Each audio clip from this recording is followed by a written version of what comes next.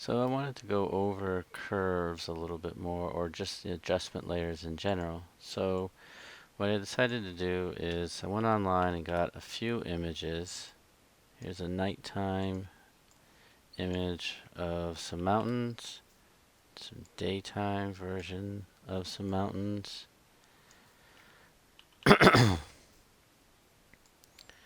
And I purposely picked two images that have a different kind of color temperature and lighting.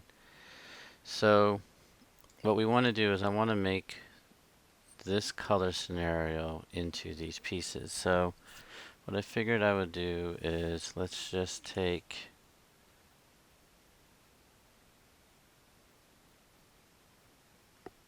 this piece and place it into here.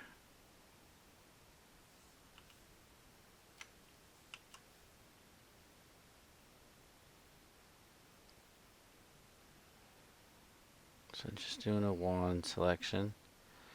I'll click here to add a mask. Now I just need to invert the mask, Control I. So now I've isolated these objects. So what we can do first, before I get into color temperature for the night, what we can do is take this element, and I can go in, Control Select, and then maybe expand. So I want to select, modify, expand. Let's do 2 pixels. And I did it the wrong way, so let's contract by 2. Here we go. You can see it's moved further down, and all I'm going to do is go to 100% and Control C, Control Shift I. Is paint out a little bit more of the outline of the sky.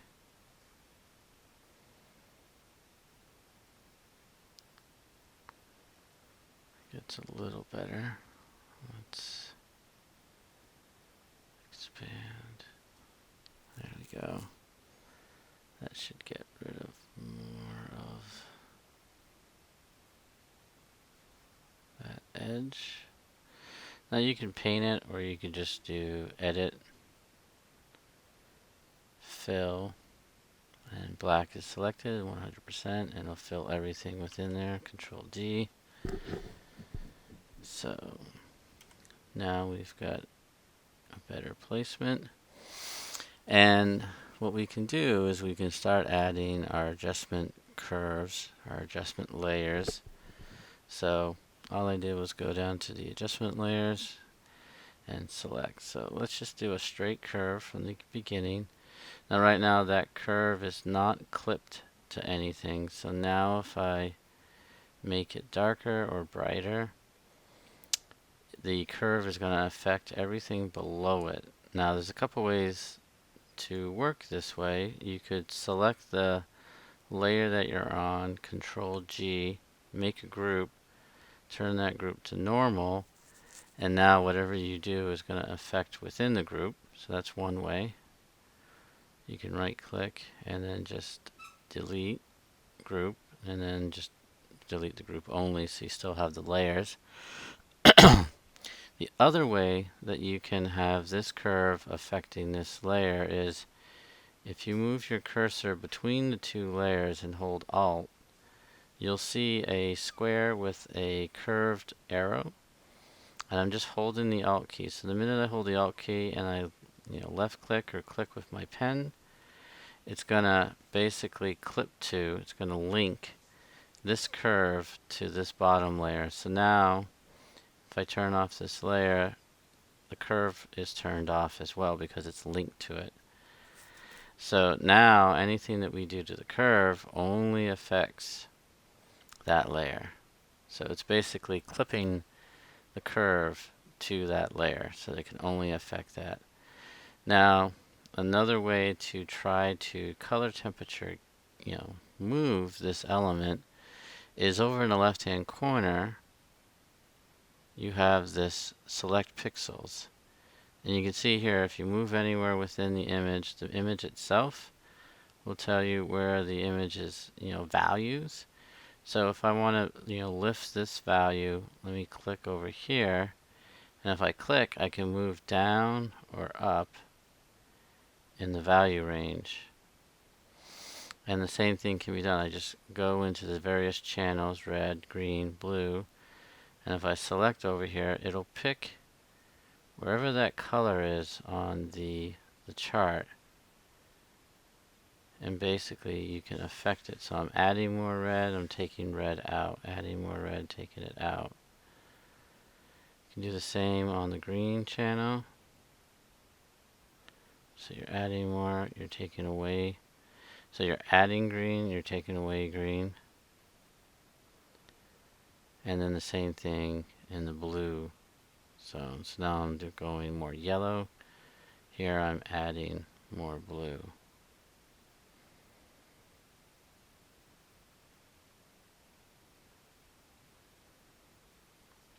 Now anytime you don't like a point, you just grab the point and drag out and it'll be gone.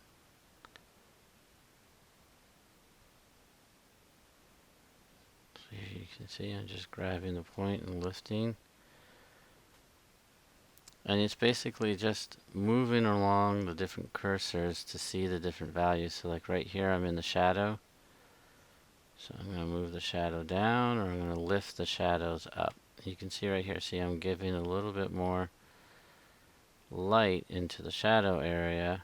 Now if I go in here for that color, I can take away or I can add green as well.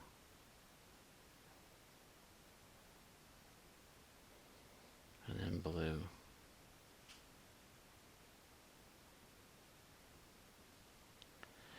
And really this is just a way to start dialing in your elements based on the different key points of your image.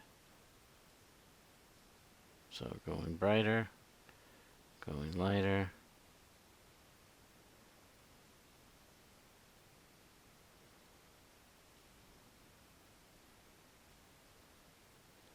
green,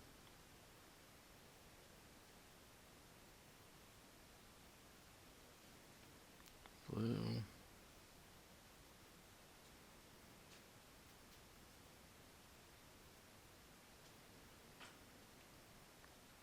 and you're basically using that to dial in this element. So that's one way to do it, just using selections. But then, you can see here the green in here is looking better. The values of that are looking better, and you've started to get it into a little bit more of a better color space. The only thing is the hue saturation of this image is quite bright. So all I did was add a hue, and now it's between, it'll go where my cursor was, which is basically above the layer and below the curve. And then basically you can do the same selection. You can saturate or desaturate on the values.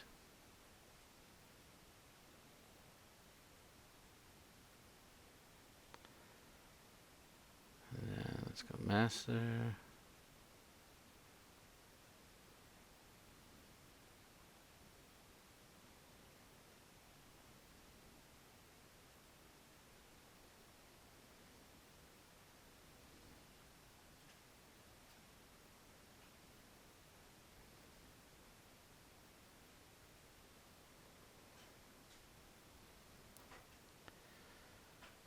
So you can see, let's just go back to the master. Now for me, I unchecked the value because I want to see, so sometimes I'll go to a color and then really move it to see what's being affected. So I'm desaturating the yellow, and what I'm doing now is I'm moving the slider just to see how it can influence. And that's feeling a little better. See the reds, bring that back a little bit. Now you can see just by doing these two operations, I've been selecting in the region of this mountain here, and now color temperature wise we're getting closer to this image. It's still not 100%, so I've made the changes into this curve that I've been very careful to select within here. So I could go back in and move these points around, or sometimes what I'll do is I'll just add another curve, clip it again, so now it's another curve on top of that, and I might do a little bit more refinement. And for me, I feel like the rock face in here is still a little too bright, whereas over here we're not getting such high brights. It's a little bit duller. So in that case, it's a global pull down. You know, if you see here, the whole element's being brought down. And then now that I've done that, I might lift the blacks just a little bit. You can see here how I'm bringing them down. And then this is going down. And then I might just drop the middle value to get it a little bit closer. Now I'm looking at that yellow again, and maybe, so this is, you know, the opposite of blue would be yellow. So if I want to add yellow, I drag that down. Go across here, I'll add blue. But if you see here, if I just drag this a little bit, turn this on and off, there's a little bit of a color shift that we're getting there. And the only thing that I am seeing is we are affecting the green of the landscape. But what I'm really focusing is this land over here to merge a little bit better within all of that. So we can drag this down a little more if we think. We can bring that curve.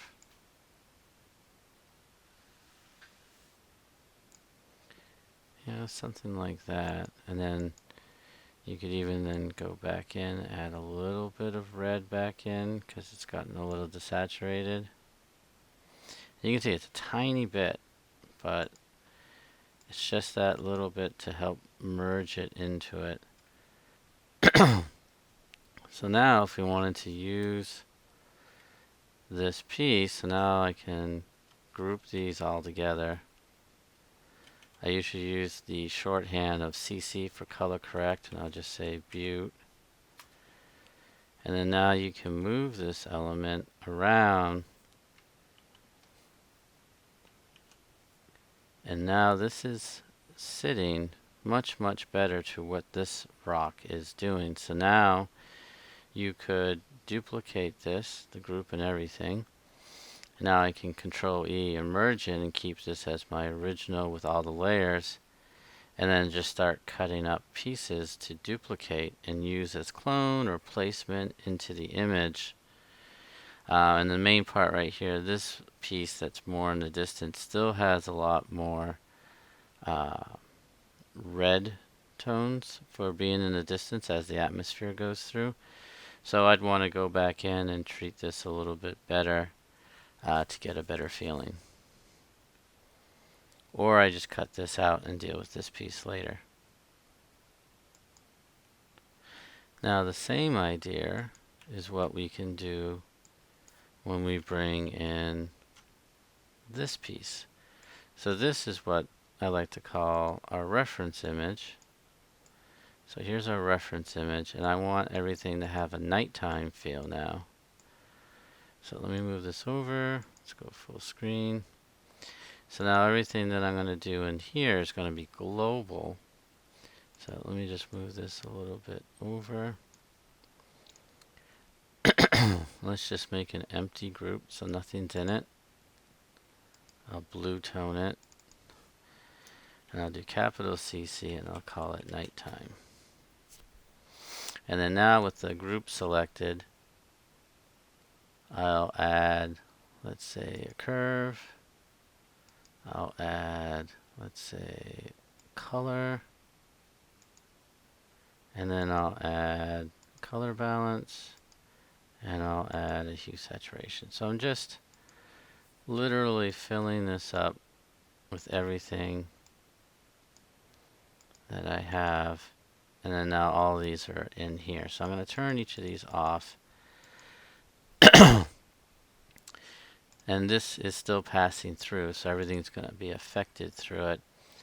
And again, we can just do that same selection. Everything's going to be through here. We're darkening down. Select the blue. So that's going to make it lighter. I'm going to add a little bit of blue. Green.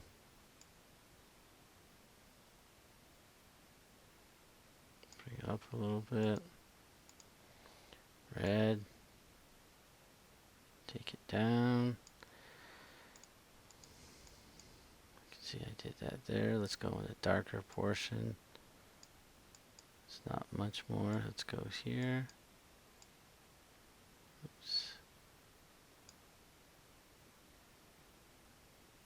And you can see, if you just move the cursor around, you can see the value structure of where it's affecting things.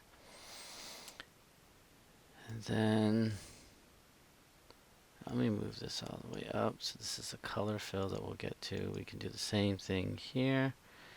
So with the color balance, typically I'll be eyeballing this, but we know in the shadows we want to go much bluer and much more cyan. So we'll go about 10 that way and about 10 that way.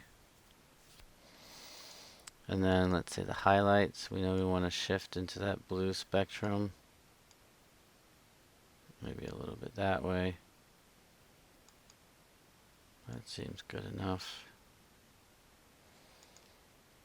And then let's go to the hue. Let's see what happens when we click in there.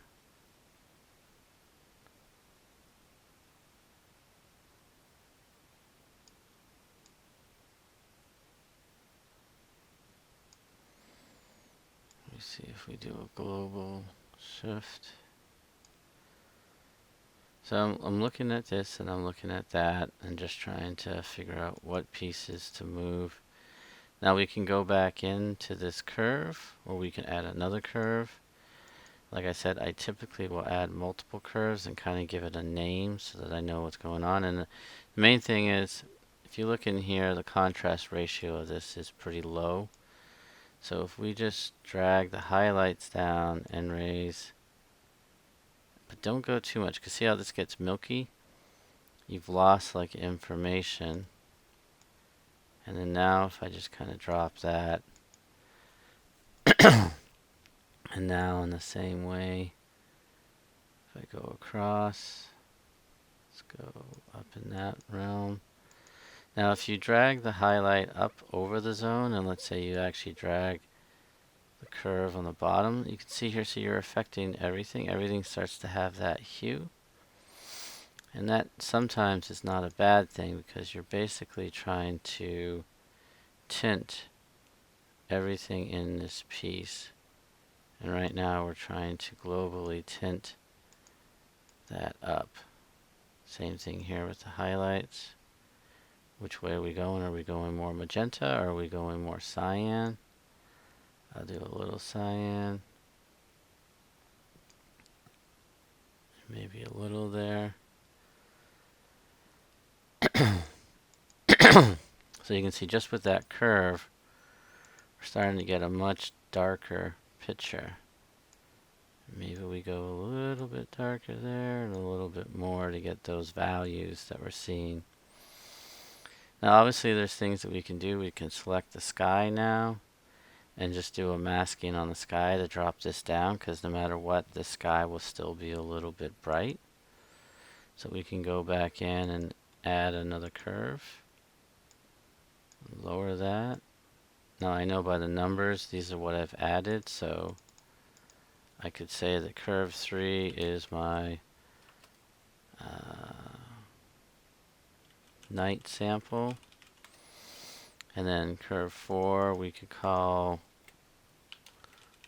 global, and then now for curve 5, then I could call it sky.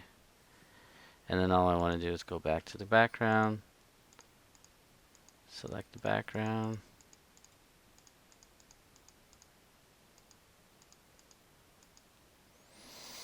good selection, and now go back to your sky. The easiest thing is just delete layer mask and then re-add because your selection is there. And then now you can go back over, and now we can just drop down this sky. And then maybe drop that down a little more. Now you have a little bit of pixelation on the edge, so you can go back in and refine. But now if you look at what you did here with the sky overall, now that just helps give everything that kind of nighttime feel. And then if you want to go even more so, sometimes what I'll do is I'll add a color fill. And you can select the color. So here we have that. Maybe I go in that. Let's go with the landmass so it's a dark. Now you could just give this a low contrast like that, 10%. So now everything has more of a bluish tinge because you give it a tinting. Or you could actually turn it to a multiply and have that blue multiply over everything and just kind of average that in a little bit. And if you go a little bit more, now it just kind of darkens everything.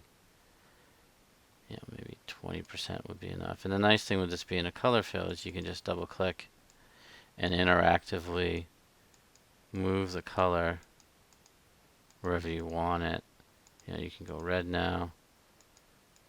Typically, you know, kind of select it in there just to kind of give it that same treatment. And that's kind of it. You're using this as a gauge to drive everything else. And if you turn that off, this is where we were. This is where we're at. And then you just want to do the individual pieces to rebalance elements that are missing, that are separated. Like obviously the horizon line needs a little bit of work. That distant mound, so you might want to change that. And then the distant mountain here would need refinement. But now everything is working as a whole compared to where they were. And then if we go back one step more, this is where we were. Now if I turn that on, you can see the separation of the two images. But what we did was try to get this into the same ballpark. So now all our separate images are matching towards each other. So typically I will do a daytime, whatever my color of my images are first, and balance to that, and then bring in new images to get the layout first, and then I'll do my correction globally over everything after.